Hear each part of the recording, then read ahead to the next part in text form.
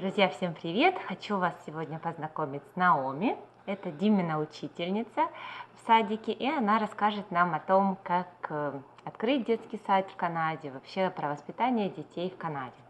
И видео будет на английском. So, Naomi, I'll introduce you to my friends. And could you please tell me something a little bit about you? My name is Naomi McKay. I am from Sussex, New Brunswick, and I've been running this daycare for about 7 years now. I was born and raised here in Sussex. I met my husband about 5 years ago when we were married, and we have no children, but we do like to be involved in our community. We're busy, and this is one of our ways that we do that. Mm-hmm. So you create this preschool? Yes, so I went to school for my my teaching degree, and then I decided that this would be something I'd want to do. So I started kind of digging into a few things and started the preschool, yes. Mm-hmm. And this is a great preschool. If you will move to Sussex, I recommend it because my Dima loved it, and now he missed. We miss Dima too. And I'd like to ask you some question about raising children in Canada. What is differences in Ukraine, in Canada? What is the main things you propose of raising? So in Canada, I guess one of the things is it's giving your kids as many experiences as they can have, and a wide variety of things as you raise them, whether it be sports or musical instruments or all those things, that friends, all those things. You want your children to have a balanced repertoire of things that they are able to experience. Yes, and I noticed this differences because in Ukraine we want our children to know numbers, letters, so they can write, they can read, and this is important. And I noticed it from how Dima was in preschool, how Kate in elementary school. So it's a lot of creativity, a lot of different experience. What you said. Yes. Yeah. In what we do here, as a preschool, before you start your formal education, the importance is alphabet and numbers and all of those things, but the most important thing is that we would I guess put forward or be upfront is the social, is the all the things, all those things, arts, things like that, and then kind of add those things as we go. Yeah. That's an interesting way of seeing one it. difference. Yeah. One difference.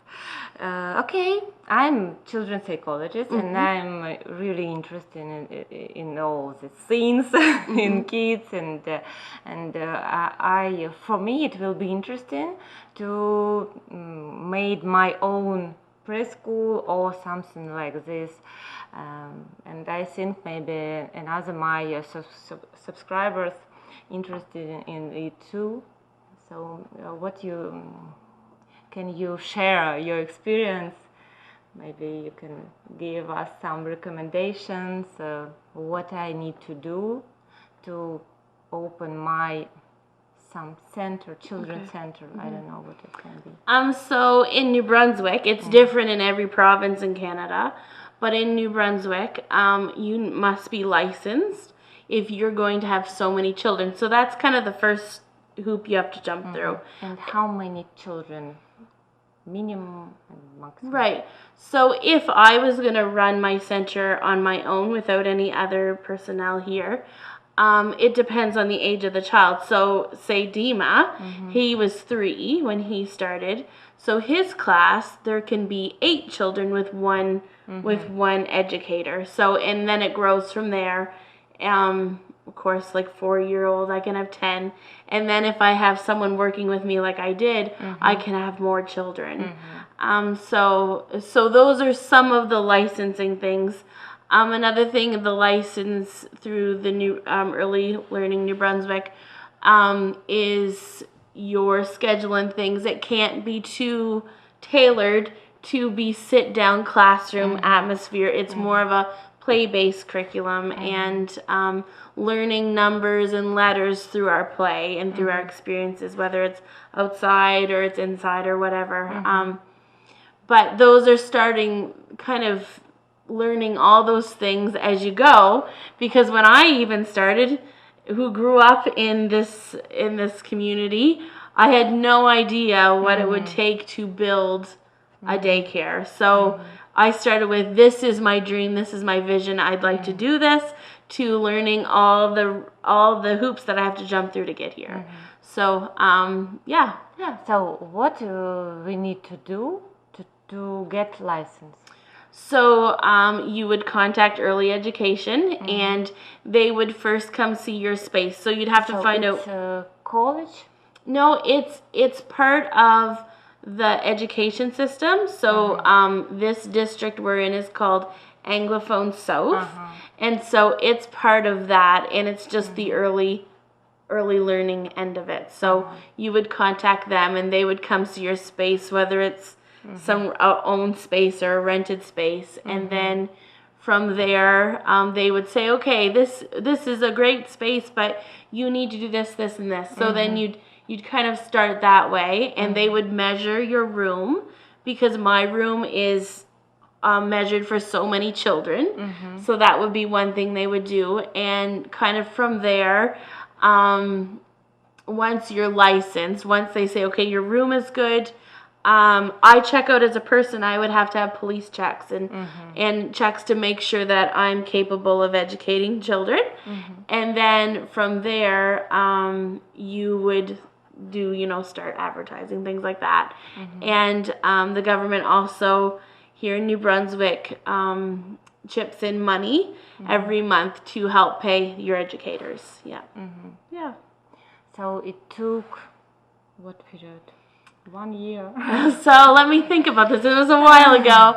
I believe I started probably in January or February, and I opened in September. So let's say roughly 9 months of all the preliminary things. Yeah.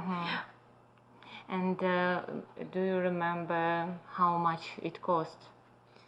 I don't know exactly.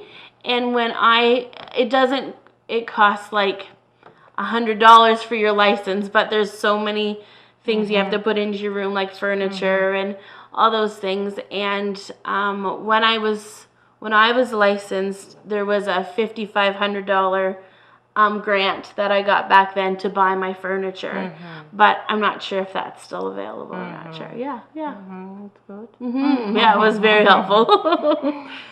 I know, like, what I need to do to take a license of psychologist in New Brunswick, and I need to pay every year one price for this license.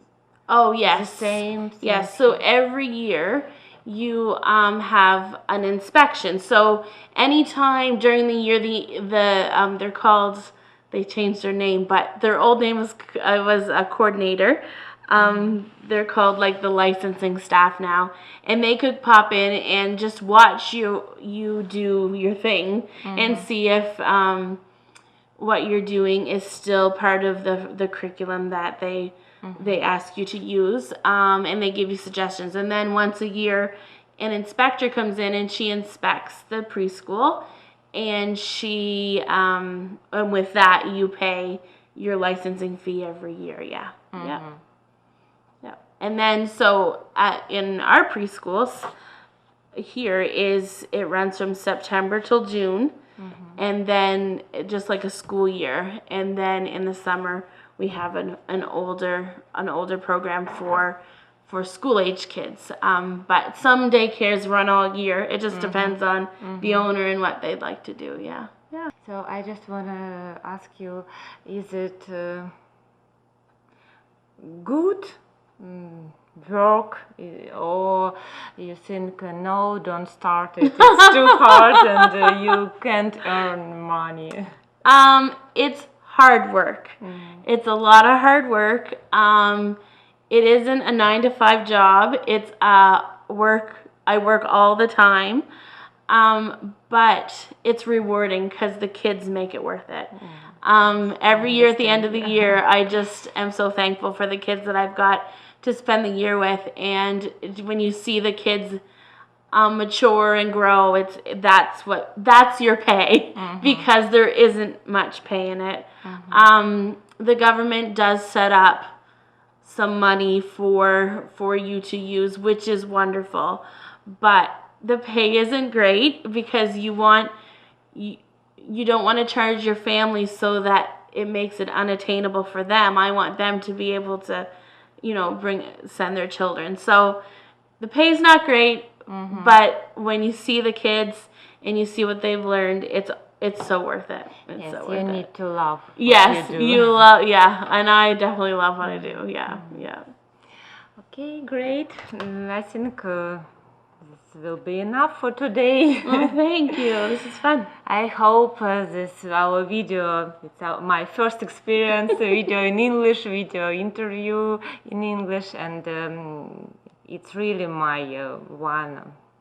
Like maybe I have a lot of ideas for my future, but one of them is to create my own something, school, preschool or center. And I hope this video will be useful for you. So thank you. Thank you, Naomi. Oh, you're welcome. You're welcome. Thank you for your time. So bye.